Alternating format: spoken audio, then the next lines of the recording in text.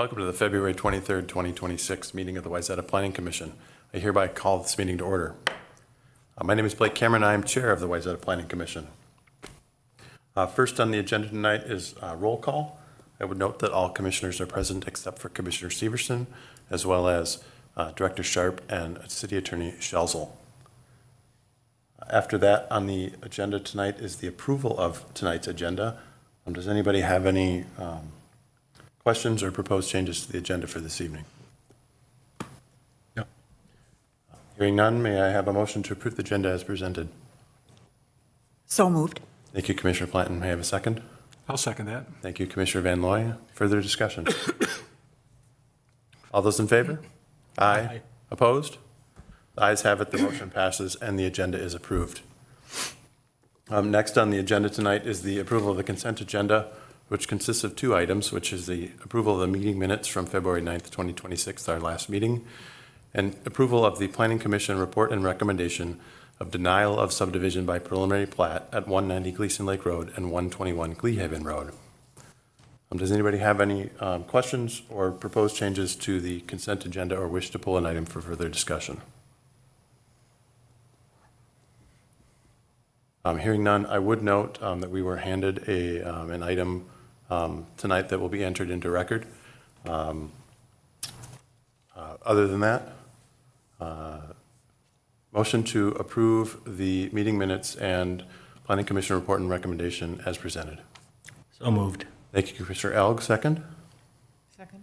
Thank you, Commissioner Schwalbe. I almost called you Commissioner Bonnie. Sorry. Further discussion? Aye. Oh. All those in favor? Aye. Opposed? The ayes have it. The motion passes and the consent agenda is approved as presented with the modification of the note of the inclusion. Next on the agenda tonight, we're going to roll right past old business because there is none. We're going to roll right into new business, which is a discussion of Planning Commission representation at council meeting. Director Sharp.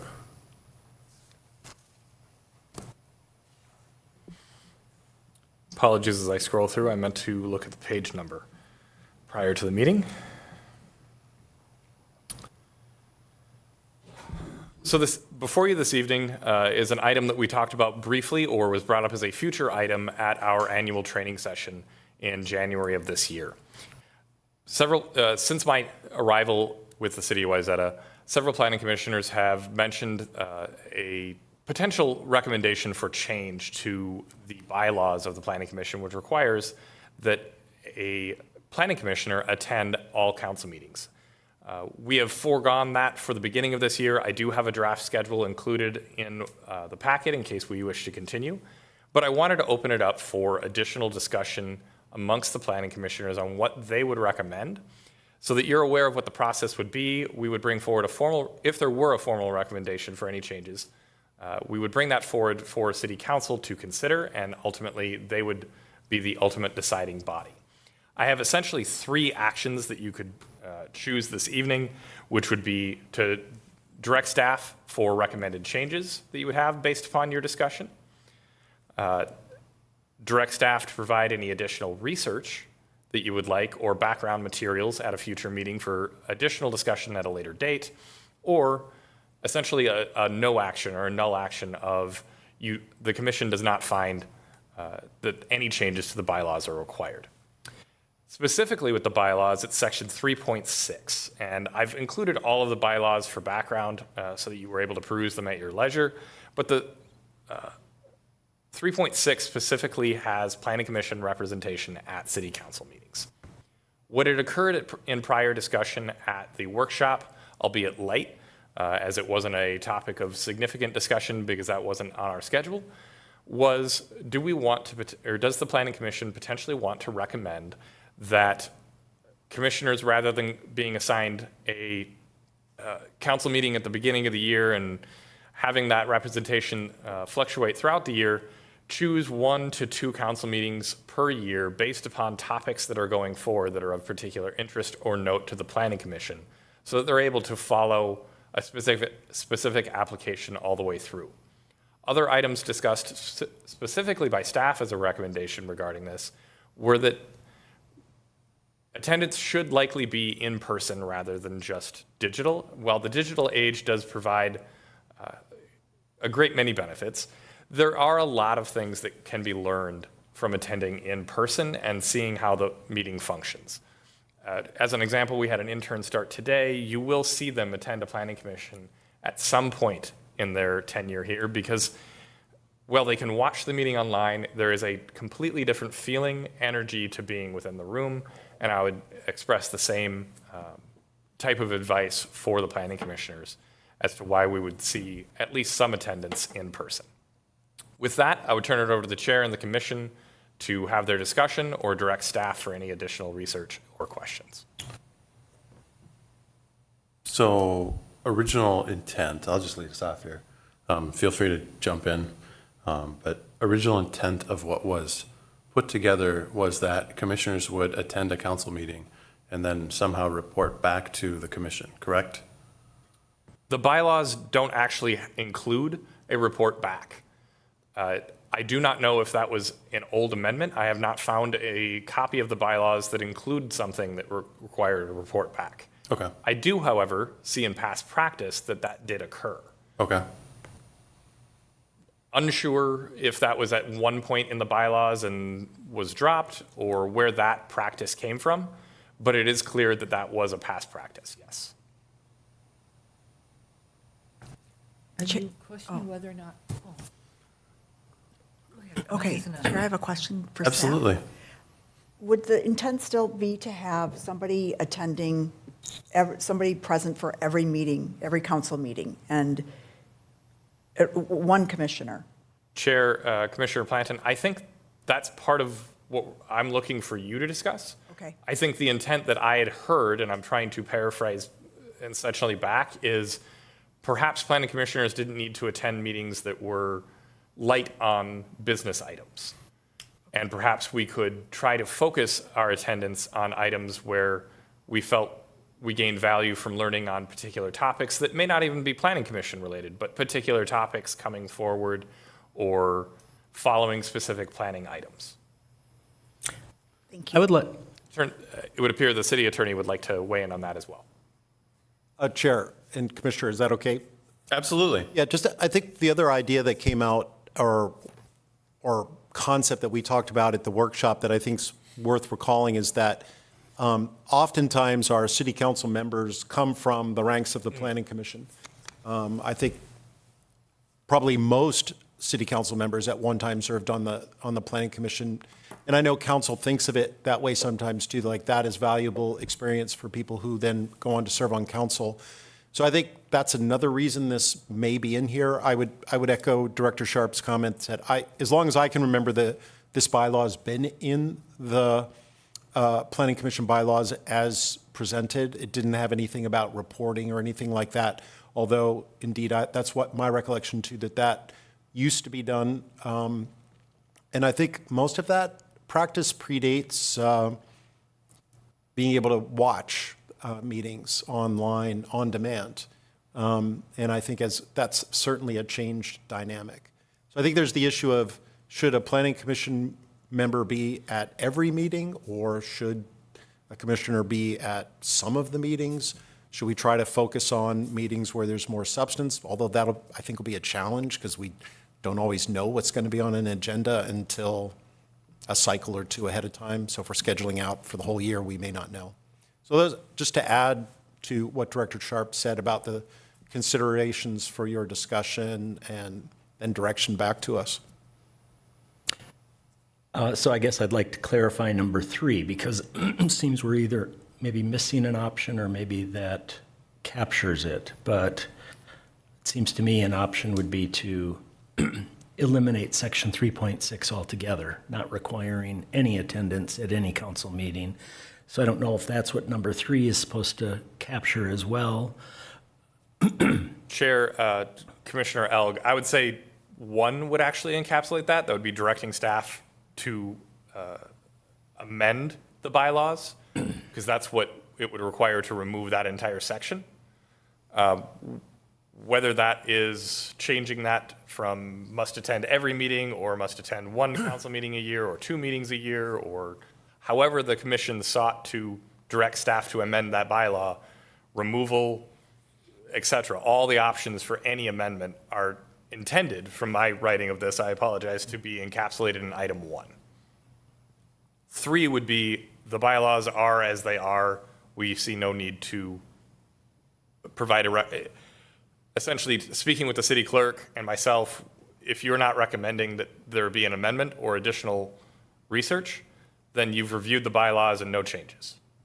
And then there's no further action required. Well, I'll share my opinion. Absolutely.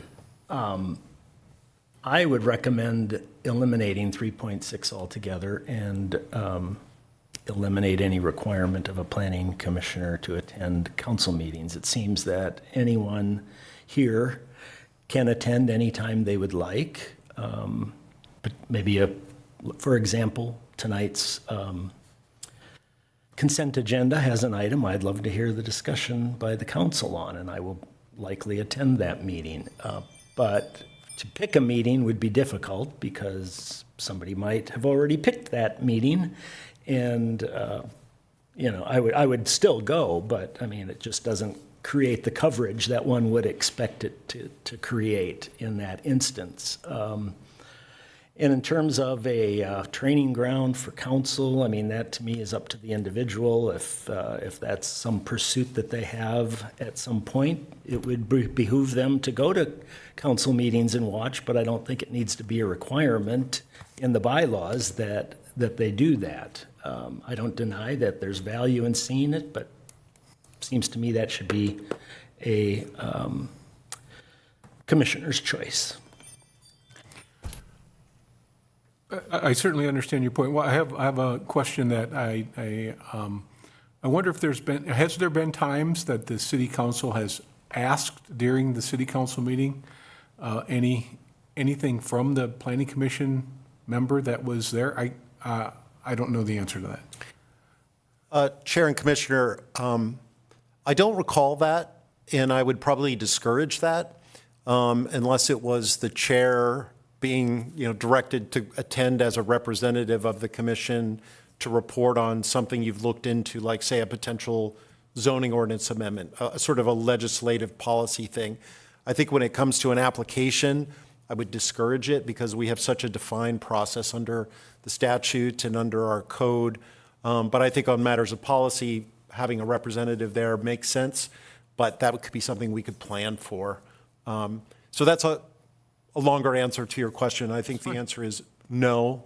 I don't recall that, and I probably would advise against it. I have a hypothetical question, maybe rooted in reality, I don't know, right? But I think if we, hypothetically, if we were to change, amend the bylaws to allow people to choose which event they wanted to, and kind of to Commissioner Halleck's point, right? We all have a choice anyways if there's something of interest that's passing through. But let's say there's a meeting that a bunch of us have interest in and 4 of us show up for that meeting. What kind of issues does that present? I've already checked on that with the city clerk. That does not constitute a meeting of the planning commissioners as you are not discussing official business. I would advise that you not sit and discuss the topic, but she did not feel the need to notice if you were to all choose showing up like any other member of the public. Okay, perfect. Part of the reason I asked that question, and I'm going to step forward with one iteration upon hearing your discussion, is that one of the things the commission could recommend is, rather than trying to select meetings at the beginning of the year, reporting an attendance or 2 attendances that you are, or the bylaws simply state the planning commissioners shall elect 2 meetings per year, or a single meeting, or whatever discussion point you come about. And then there isn't perhaps that could help remove that barrier of trying to have the crystal ball of seeing the items in advance. Yeah, no, for sure. I think, and like as I read through this and just kind of reflected back on the workshop discussion that we all had, I think kind of where I landed on was, I think give everybody a choice, right? I think it's important that we still go to city council meetings just to see the business and how the things that we do impact and you know, what council does, and some of their decisions, and some of the discussions they have around them, but rather than like force us into a rigid schedule, right, I think give us the option. And I think like my personal thoughts are, you know, either twice a year, once in the first half of the year, once in the second half of the year at a minimum, or even quarterly. I feel more comfortable, I think, about this the twice a year. And then splitting it up too, right? Like saying, hey, you got to do one in the first 6 months, one in the second, so that surely something in there is going to be of interest to each of us, right? In that timeline, given some of the interesting things that have come through. So I think that's kind of how I think about it. But I'm just one person, so. I have a question. What form did that report take that the commissioners were reporting back to you after they had been to one of the council meetings? So Chair Cameron, Commissioner Schwalbe, the way that I saw the report back was to the other commissioners via the minutes. So that's how I saw it. And it was that commissioner presenting what they saw at the council meeting to the rest of their planning commissioners. Anything additional to add? That was prior to my time, so I'm just. Chair, Director Sharp, that's correct. It was just like your normal discussion, except one of you would say, well, I attended the city council meeting last week and they covered this and that and that. And it was a quick summary of the meeting. And if it included an item that the commission had made a recommendation on, the person reporting might have spent more time on that. But it was just a report back to fellow commissioners. Being one of those commissioners that had to do that. Yeah. I was wondering if there was anybody among us Right. that had. And like Director Sharp mentioned, it was online meetings, and so it was helpful to come back and just do a quick summary of things. It was usually on something that we had as a item. Okay. And I would recommend either we get rid of it completely or we just keep what we had. Trying to pick two of them and knowing what's going to be on the agenda or schedule just seems a little bit complicated. I've been able to just switch with somebody if it didn't work with my schedule. But I would just think one or the other rather than having to pick one, the first half of the year, one the second half of the year, trying to communicate if we're all going to be there, if we're not. Just seems a little bit more work, but I'm happy to do it either way. Well, it kind of turns out that you're going to go to at least one at the beginning and at least one at the end anyway, so that sort of happens by default. I think with the schedule, For everybody reference. gets 3, right? Yeah, for the reference, Gets for this year, right now, each commissioner would have 3 meetings. This says 25. Is this meant to be 26? Yeah, I didn't catch the 25 at the top of this page, apologies. This is 26. So all the dates are correct, I just didn't catch it right here, so thank you. This is for 2026. I would amend that piece with the correct 2026 date, but all of the dates are correct for the year, and I've just put in a rotating schedule where each member gets 3 meetings per year for the remainder of 2026. With the 4 additional meetings that we would have had I created this January 1, it would be likely that some commissioners would need to attend 4 times and some would. The junior members would have to attend an extra meeting. Staff would do their very best to determine tenure. But wait, I think that I'm one of those. But now, I've actually been to a couple of council meetings that were as brief as some of ours have been, 10 or 15 minutes, and we're gone. And if that's what it looks like it's going to be on the agenda, seems like a lot to ask somebody to schedule their day around coming here at 7 o'clock at night, I would agree with that. particularly in the summer. And if there's no feedback we're giving that anyone can't find online, I'm not sure what is the purpose of us sitting there, other than just learning and attending, which I'd rather attend something with some meat in it than a procedural, we have nothing on the agenda. That's my vote. Yeah, I think that's where I'm sitting as well. It's, there used to be a purpose, and I'm not sure there is a purpose anymore, and it would take a lot less time for each of us to be individually, get our individual knowledge about what happened if we went to the site, fast-forwarded to the section where they talk about our stuff.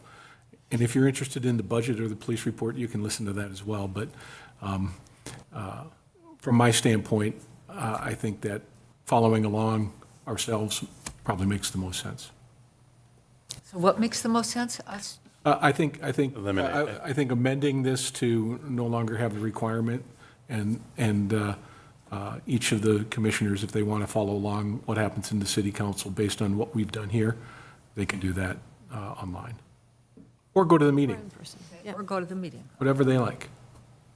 Question, are any of the other commissions asked to attend on a scheduled basis like this? On a scheduled basis, there used to be other commissions. I think HPB did as well. They're one of our older commissions. That practice has fallen off of their bylaws. They are asked to come for significant actions that they have taken to present. For instance, we quite literally have Parks and Trails tomorrow night at the workshop. So most commissions do come forward to city council about once a year to make a presentation, recap, things of that nature. It's usually a representative, sometimes the chair, makes a presentation. And staff is actually then the technical expert and secondary on that presentation typically.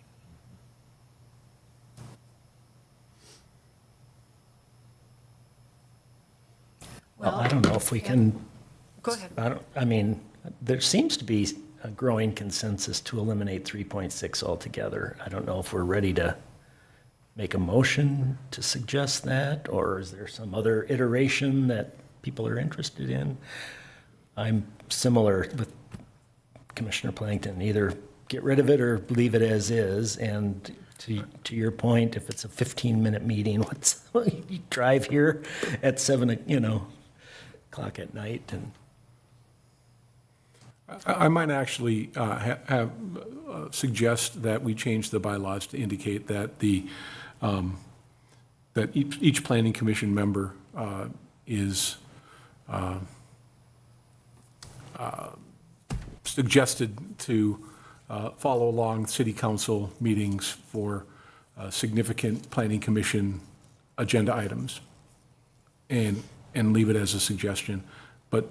But note that we thought about, that way it would note that we thought about the fact that the planning commission should be paying attention to what the city council is doing. So you're saying amend 3.6 to say that there's an expectation that that planning commission members follow along city council members, or city council meetings, but there isn't When there's significant, when there's significant planning commission content, yeah, but there's no attendance requirement. correct. And it's recommended, and you choose which one you want to go to based on, You don't have, I think what Commissioner Van Looy was saying. Uh-huh. Sorry. I'm over it. I think what Commissioner Van Looy was saying was that there's no expectation to attend at all. If you can watch it online, or you can attend in person, either one. Did I get that right? Yes. okay. I still think that it should be in there, that it's highly recommended that the planning commission members watch the city council meetings on a regular basis. They can just watch it. I mean, I watch almost every one. I mean, I zip through it the next day and get to the stuff I want to hear, but it's interesting to see how their views are not always exactly like ours. I think there's value there as Yeah. well, right? So I'm not sure if we have to craft the language here, but I think it is, I think we're in violent agreement that it's recommended, whether it's highly recommended or if there's some other words. I think it is an indication that the planning commission should be paying attention to what the city council, how they react to the items that we send to them. So, so I think then what we're looking for is just a motion to direct staff to prepare an amendment. Prepare an amendment, thank you, that indicates, right, what you were just expressing. Yes, I'd like to make that motion. All right. Is that enough? Do you need more? Chair City Attorney and Shells. Commissioner, yeah, so I think, this is a question for everyone, including Director Sharp. I mean, you could direct staff for us to prepare that amendment and go straight to council with it, because remember, council's the one that would make this amendment, that consider it. We would want to make sure they understand your rationale, so we would reflect that in a cover memo. We could bring that back to you first, so you can see the language, see our little summary of it, and then move it on to council, so it would be sort of a two-step process, or we could go straight to council with it. I don't know, were you contemplating one or the other, Alex? I mean, Director Sharp? Thank you. That was a joke. It really depended on how the discussion tonight went, if we had a really clear indication from every commissioner on what that was going to be. That's why I put in potential for 2 for additional recommendation.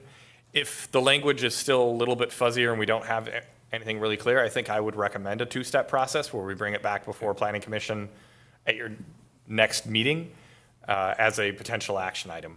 We likely wouldn't make this the only action item if we don't have a meeting, so it may be postponed depending upon subject matter of applications that the city receives, but we would bring it back for action at a future date, based upon what I'm hearing this evening.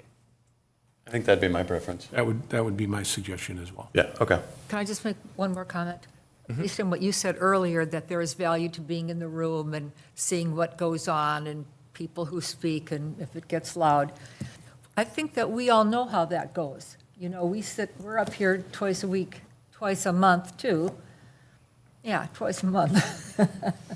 So, and if it's important for the council to know that we feel like we understand what happens in the room,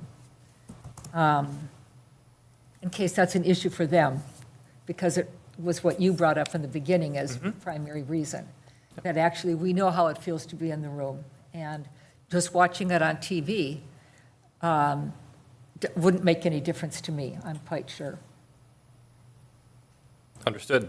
The only other item that I think we will postpone for this meeting, but at the next meeting, I would look for a representative similar to how other commissions bring forward, and they bring changes to their bylaws or to their recommendations for parks and trails, et cetera. We would look, and I noted that in this memo, but I don't think for tonight's action, we would need that designation, but I would look for a member of the Planning Commission to come forward to help explain that so that staff is portraying it to the best of our ability. But at the same time, I think that there would be significant value from the city council and for the commission to present that as your united recommendation. And at this time, we'll craft some language and you'll be able to review that at your next meeting. Okay, perfect. And if, I'll throw it out there, I can take that item and do that unless one of you feels strongly that you would rather do that, and in which case I'm totally good with that too. So then we don't have to decide that tonight. We'll have, next meeting, we'll figure that out, but I'll put that out there, right? So if one of you feels strongly like you want to be that person, totally cool with it, but otherwise I can run point on that. Thank you. Cool. All right, do we, so we don't need a motion, or do we? Yes, Chair, I think we have a motion. Okay. That I don't think we really need to change, but it was a motion to direct staff to prepare a draft amendment to the Planning Commission bylaws, changing section 3.6 to reflect the discussion we heard tonight. And I've made some notes. It'll be Okay, great. perfect. Second. So, thank you. Motion from Commissioner Van Looy and a second from Commissioner Hale. Further discussion? All those in favor? Aye. Opposed? Nay. The motion. You're a nay? I'm a nay, Okay, but that's okay. sure. The motion passes, and the draft will be on the agenda for our next meeting. I'm a nay. I would prefer that there's a requirement to be with some of them. Got but it. That was my nay. And that doesn't need to go on the record. Sorry, I didn't want, that was more for Commissioner Schwalbe then. Sorry. Next item on the list is other items. I think, so I'd like to lead other items off just with a, thinking about like items we want to run through city council or through city government. I think there was a lot of like kind of side discussion just with regards to city zoning and some of the, just the difficulties I think that are placed with the how current zoning works or reads. That I think it's something that, and feel free to jump in here too, right? People that have thoughts on it, right? But I think it'd be good to somehow get that on the radar screen to start nutting down and pulling some of that apart, right? Because I think what we saw for Gleahaven for that subdivision that we heard 2 weeks ago, right? They're zoned the same as like Central Wayzata, and they're two very different neighborhoods that should be zoned, I think, differently, right? And there's some difficulties that come from having them zoned the same, that, you know, I think could be eliminated with maybe a review and update of zoning. So my thoughts, right? I had a hard time with some of that, so. Yeah, I agree. I think, to add to that, right, I think R3 and R3A are very, they're significantly different in terms of the properties, but the standards in the zoning are essentially the same, except for onesie, twosie, I think height being one of those. So I would also suggest, especially as the comprehensive plan is coming up, I think it's a good idea to make city council aware that we see some difficulties there that might be addressed through that process. Cool. Anyone else? All right, I sort of inserted that item. Director Sharp, Planning Commission meeting schedule and review of development activities. So I'll start with our city council meeting. That's tomorrow night. Welser Lamborghini will be on that agenda, so want to make sure that the Planning Commission is aware. We will have typical discussion on that one. Just as a reminder for that application, that is only for the items that Planning Commission reviews that they are acting on tomorrow night. There will be future only city council items, which include the final plat, vacation, and development agreement, and / PUD agreement. So those items will be on a future date. The actions before city council tomorrow night are the preliminary plat, variances, deviations that you previously reviewed. Next planning commission meeting is scheduled for March 9th. Currently, I do not have applications submitted, so we might end up getting an evening off in March, which will be well warranted. You've been working very hard over the last couple months. We'll see what comes in. I think the deadline is Wednesday for applications. Chair, if it's permissible with you, I'll move on to other development review activities. Absolutely, keep going. So going through a brief list, because it's been a little while since I've gone through and updated on a number of the open projects. We've got Wells Fargo, obviously under construction. That is still slated to be completed by the end of summer 2026. We have not heard anything otherwise. They appear to be well on schedule. Windows are going in. Spaces are being able to be heated and finished on the interior. Moments of Wayzata, as you're aware, did apply for an extension in October or so of last year is when I notified the commission about that. When they came forward, they'd stated that they had planned on building potentially in 2026. We have not heard from Moments as of yet. However, they have notified the city that the property is up for sale. So we'll see whether that project proceeds or whether they are looking to sell with those approvals in place and the project would otherwise remain the same. 201 Lake, Westway condominiums. They applied for an extension last year as well with the city council and were granted. They have stated that they do still intend to move forward in 2026. They needed to secure financing and they had some health and transition in the family. that was managing that property. They've since done that transition. Staff hasn't heard from them since early fall, but they could still be getting all of their items in a row. For a reminder, when they would need to renew is actually fall of 2026. So we may hear things through building permit, and if we were to receive a building permit process, I'd bring it up during a development activity at that time. Already touched on Walzer Lamborghini, so I'll skip over that one, but if you've got questions, feel free to reach out to me directly. Harbors of Wayzata, or otherwise known as Cantissimo, you've seen it as both names. It has 4 different addresses, some on Wayzata Boulevard, some on Holdridge Lane, is seeking an extension on tomorrow night's council meeting. They have stated that finding financing is difficult and are looking for a 3rd extension. So for commissioners that were not on the commission in 2022, this is a less familiar project. Feel free to reach out to me if you have questions, but they actually received final approval in 2022. So it's been lingering for some time. City Council has asked that the applicant be present to assure them that if an extension were to be granted to March of 2027, that they would be able to move forward with the project, because otherwise they are looking for additional proposals. With that, the only other one that I'd want to make you aware of, and I'm sorry I'm blanking on the address, but it is the for sale home right on Wayzata Boulevard, right around the corner here on Broadway, has sought a demo permit. I think it's 701 Lake Street, Lake Street, Wayzata Boulevard. They are seeking demo permit and they are seeking a home permit.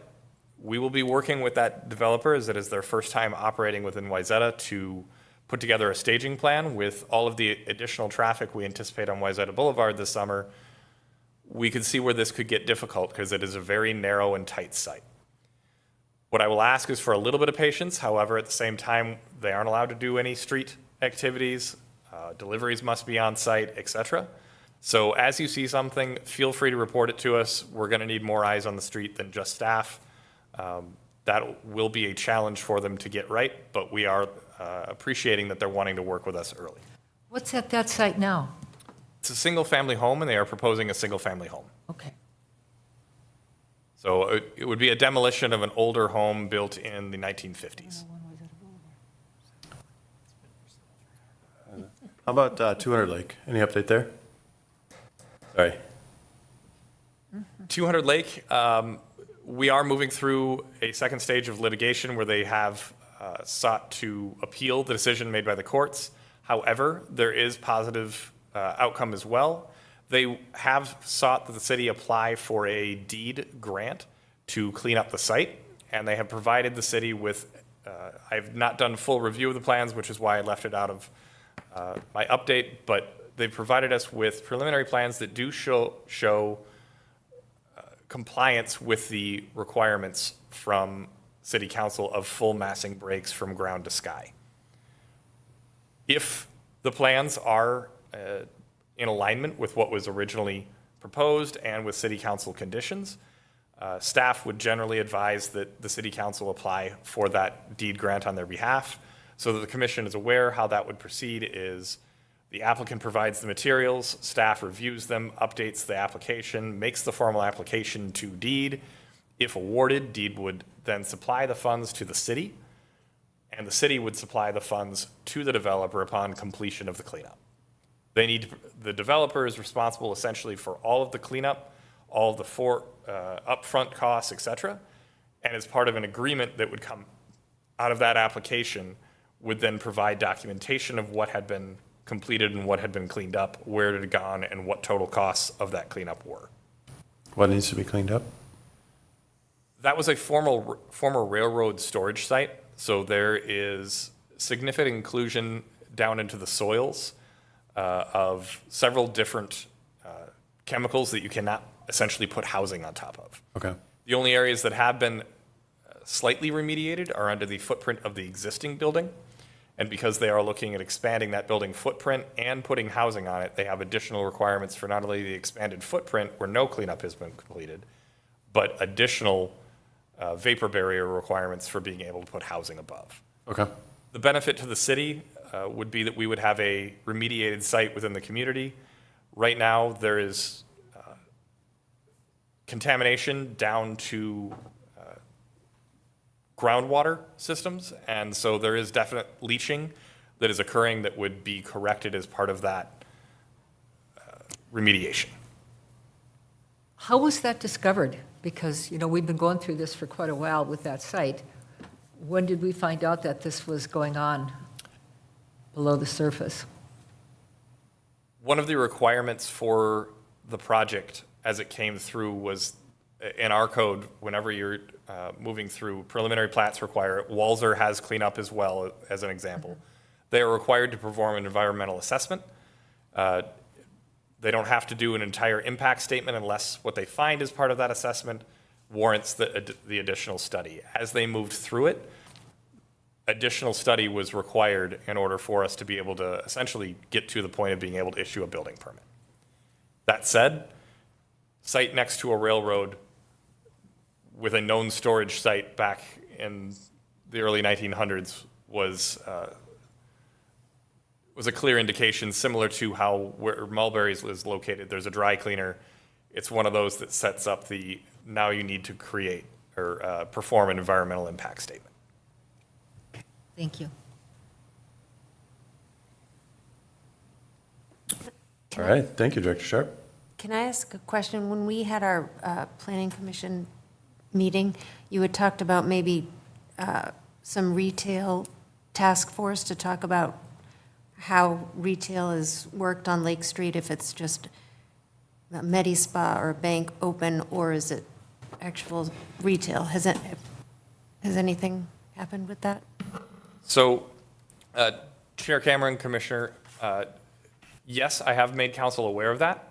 It is on a council workshop for late spring, early summer. I don't remember the exact date that has, it's been moving around based upon the city manager election and interviews and the workshops that they've had as well. It is on the schedule for 2026, and it is a priority that at least 3 city council members have come to me and interim city manager Yeager about. So it is a topic that they're aware of, and at that point, I think they're going to be directing staff to prepare additional research and background, perhaps compilation of a study group that is to the side of that, or they may make that as a subset of the comprehensive plan. I think we need additional direction, discussion from city council to begin that work. Some of that work I've begun preliminarily to try to prepare for that upcoming introduction, but substantive has not begun yet until city council's directed staff to begin work on it. Thank you. The new building that went up on Lake Street where the Jewel and Caribou used to be, do we know what's going in there? Chair, Commissioner, there have been a couple rumors. The community has told me of some users that have been very interested. At this time, we have not received interior build-out permits, nor have we received formal advice on whether a particular use would be permitted. So to explain how I would generally operate on that, until the city has received a formal inquiry of could this type of use go in this space, or or we receive a building permit, I tend to stay out of that foray, even when I see it in reputable reason. newspapers. Yep. Thank you.